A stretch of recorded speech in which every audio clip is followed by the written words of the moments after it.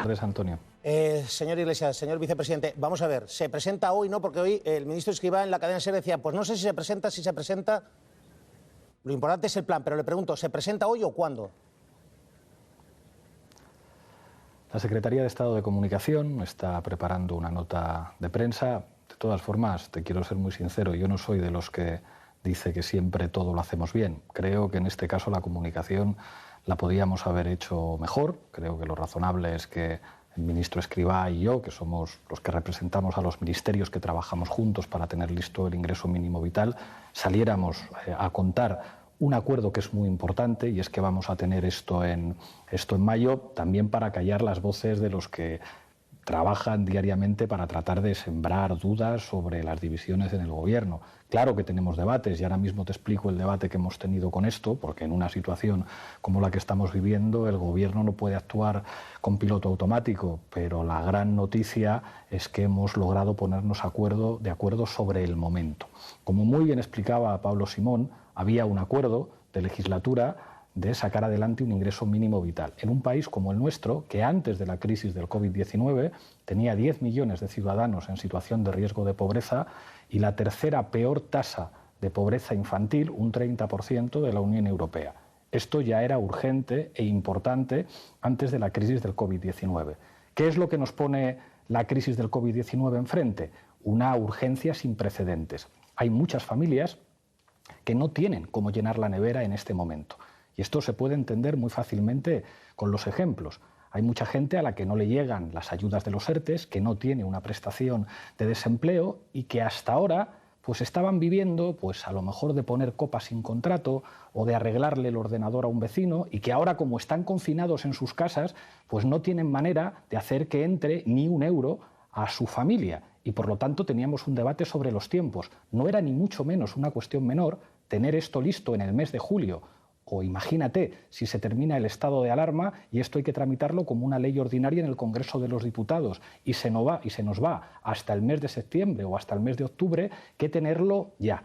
Hemos tenido ese debate, hemos valorado diferentes opciones. Nosotros habíamos propuesto, si técnicamente es imposible tener esto pronto, bueno, creemos un mecanismo puente para dar una salida a todas esas familias que no pueden esperar tantas semanas, que no pueden esperar tantos meses, porque es fácil hablar de semanas o de meses cuando tú tienes tu problema resuelto, cuando tú tienes dificultades para ir al supermercado mañana, que el gobierno te hable de meses es difícil de atender. Y el martes el presidente del gobierno y yo tuvimos una conversación y lo resolvimos, y acordamos que va a estar en mayo. Y a partir de ahora los equipos... Sí, ustedes querían ingreso puente, cuanto antes, porque decían que hay gente que evidentemente no tiene para comer. El Ministerio decía, esto es muy complicado, requiere tiempo. ¿Lo han solucionado usted con el presidente del Gobierno, Pedro Sánchez, o usted con el ministro Escrivá, o los tres?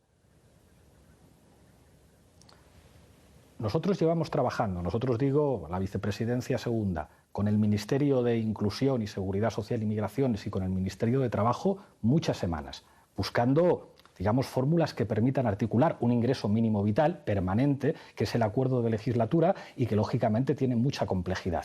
Teníamos un debate sobre los tiempos. Nosotros pensábamos que hacía falta tener algo que permitiera a la gente salir de una situación de extrema necesidad lo antes posible. Y por lo tanto, si no era posible tener el ingreso mínimo vital ya, pues había que hacer alguna medida de transición. Hablando el presidente del Gobierno y yo, llegamos a la conclusión de que si hay voluntad política podemos acelerar el ingreso mínimo vital y tenerlo en mayo. Ese es el acuerdo al que llegamos y yo creo que es una magnífica noticia y creo que revela que nos tomamos muy en serio nuestras discusiones y nuestro trabajo para responder no solamente haciendo lo que hay que hacer, sino en el tiempo en el que hay que hacerlo. Y a partir de ahora viene un trabajo muy difícil del Ministerio de Inclusión, con José Luis Escrivá a la cabeza, que tiene una preparación extraordinaria, que yo aprendo muchísimo cada vez que me reúno y que hablo con él, con mi equipo, encabezado por Nacho Álvarez, profesor de Economía de la Autónoma, que lleva muchísimos años trabajando en el ingreso mínimo vital, para que en mayo tengamos la norma lista y la gente, bueno, pues pueda ir al supermercado y llenar la nevera, que es una necesidad que normalmente la gente no puede permitirse esperar. Sobre todo, y esto cualquier persona que nos esté viendo lo entiende, porque están confinados en casa. Porque en la crisis de 2008, si la gente podía salir de casa, la gente, en unas condiciones lamentables, pero puede buscarse la vida para meter 10, 20, 30 euros en casa en circunstancias muy difíciles. Pero eso ahora no es posible con la situación de confinamiento. Por eso, la cuestión del tiempo no era una cuestión menor.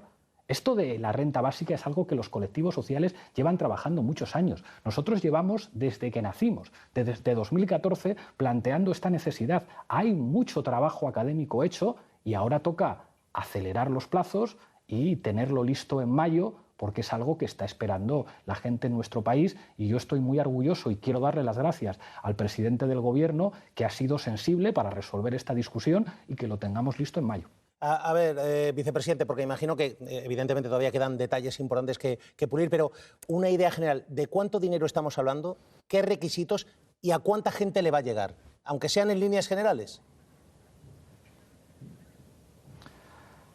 Mira, te soy muy sincero, Antonio, yo no me quiero pillar los dedos y no quiero adelantar elementos que tienen que resolver equipos técnicos, que tienen que resolver, bueno, pues muchas cosas. En España es muy complejo el sistema de prestaciones y de ingresos que hay en las comunidades autónomas, tenemos que trabajar con ellos y creo que, como nuestras propuestas son públicas, todo el mundo sabe cuánto entendemos nosotros que tendría que ser el ingreso mínimo vital y lo que habría que añadir por cada adulto extra en esa unidad familiar, por cada persona dependiente, por cada niño o niña, o en el caso de los hogares monoparentales. Esto lo hemos hecho público, pero yo quiero ser muy respetuoso con Nacho Álvarez, con el equipo de Escrivá, con el equipo del Ministerio de Trabajo, con la gente de las comunidades autónomas que está trabajando muy bien con nosotros para que lleguemos a un acuerdo que se tiene que anunciar en el mes de mayo, y yo no quiero, digamos, precondicionar ese trabajo que tienen que hacer.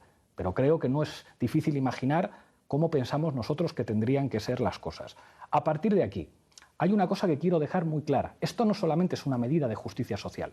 El dinero que metamos en el bolsillo de esas personas no va a ir a un paraíso fiscal, ni lo van a guardar en un cajón. Ese dinero va directamente al consumo, es decir, favorece a las pequeñas, medianas empresas y los autónomos que necesitan que este gobierno mantenga mínimamente estables los niveles de consumo. Es decir, el ingreso mínimo vital no es solamente una medida de justicia social, que es lo que está reclamando con toda la razón del mundo el Papa Francisco. Es también una medida de pura eficiencia económica. Por eso, alguien tan poco sospechoso de izquierdismo como Luis de Guindos ha dicho: tienen razón los que están apostando por un ingreso mínimo vital. Esto es una medida que es favorable a la gente que tiene una situación muy difícil, pero también a los autónomos, a las pequeñas y medianas empresas que necesitan que el consumo en nuestro país se mantenga, porque la gente que tiene tan poquito dinero no puede ahorrar ni un euro, Antonio, lo tiene que gastar. Y que lo gasten es una manera de mantener uno de los elementos claves para que funcione la economía de nuestro país, que es unos niveles de demanda aceptables.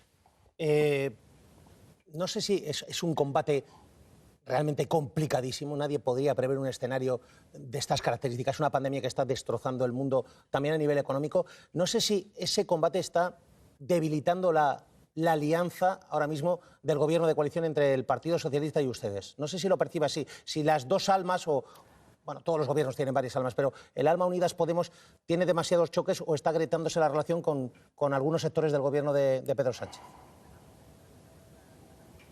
Sé que a algunos les gustaría mucho eso, pero ocurre precisamente lo contrario. Precisamente porque estamos afrontando juntos una situación extraordinaria, enormemente difícil, que nunca nos habríamos imaginado que tendríamos que afrontar. Si algo está estrechando los lazos, el compromiso y el trabajo en equipo, es precisamente que nos estamos enfrentando a una situación de emergencia y estamos trabajando juntos. Y claro que discutimos, porque en una situación de emergencia como esta, ningún gobierno actúa con piloto automático. Cada Consejo de Ministros se ponen encima de la mesa muchas propuestas, en la Comisión General, en el trabajo entre los diferentes ministerios, pero si algo está uniendo a este gobierno es precisamente el compromiso colectivo de afrontar una situación de emergencia que no tiene precedentes en nuestro país.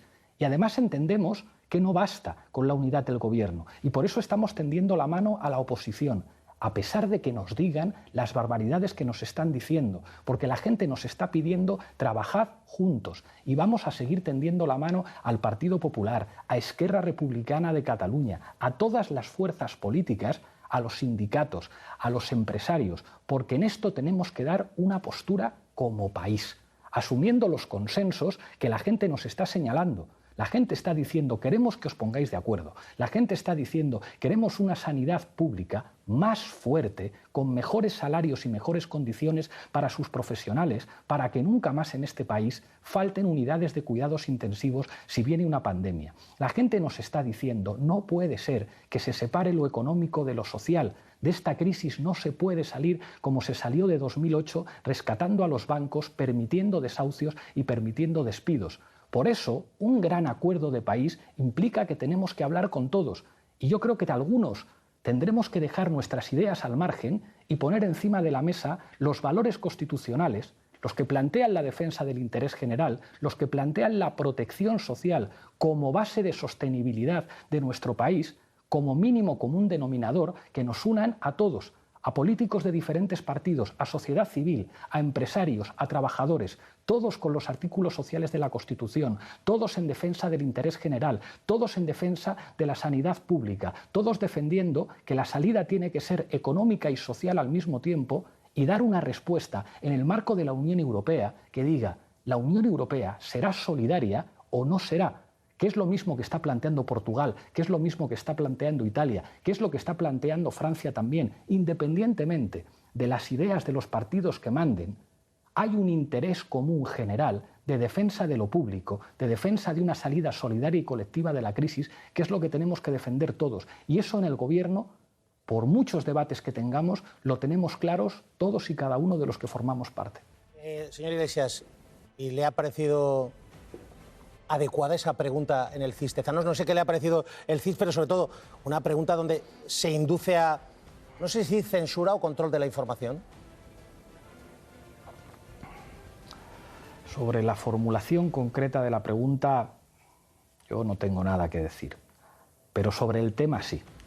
Creo que todo el mundo en este país se ha dado cuenta de que determinados sectores de la ultraderecha mediática y política han normalizado la mentira, el bulo y el ataque sin escrúpulos como forma de hacer política y tratar de influir. Y tú mismo lo estás sufriendo en las últimas horas. Creo que eso es una preocupación de la ciudadanía, no solamente ha pasado en España, ha pasado en Brasil con Bolsonaro, ha pasado en Estados Unidos, y creo que todos los demócratas tenemos que estar comprometidos para que el bulo, el insulto, la mentira, para que esa ultraderecha mediática y política que atenta contra lo más sagrado de nuestra democracia no forme parte en ningún caso del futuro de nuestras sociedades, que se tienen que fundamentar en la defensa de lo común, del interés general, de la libertad informativa y de que los medios hagáis pues lo que hacéis, que es controlar al poder. La pregunta era adecuada, vicepresidente. Sobre la formulación de la pregunta, Antonio, a mí no me corresponde hacer ninguna valoración, pero creo que el tema es algo que preocupa a todos los ciudadanos. La mentira, el bulo, la manera en la que está actuando la ultraderecha mediática y política, creo que es evidente que daña lo más valioso que tenemos en nuestro sistema, que es lo común, la defensa de lo colectivo y la defensa de la legalidad y de las reglas institucionales. Vicepresidente, me queda la última, porque me están llegando mensajes. Dice, a falta de detalles, hay gente que nos está diciendo, estará en mayo, pero en mayo se cobrará en junio, se cobrará en julio, estará en mayo, pero ¿cuándo lo cobran? Mi equipo y yo nos vamos a dejar la piel para que esa prestación se pueda cobrar lo antes posible, y el compromiso que adquirimos el presidente del Gobierno y yo es el mes de mayo. Clar y catalá lo estoy diciendo. Vicepresidente de Asuntos Sociales, gracias y suerte. Gracias, Antonio. Un abrazo. Un abrazo muy fuerte. 1:28, 12.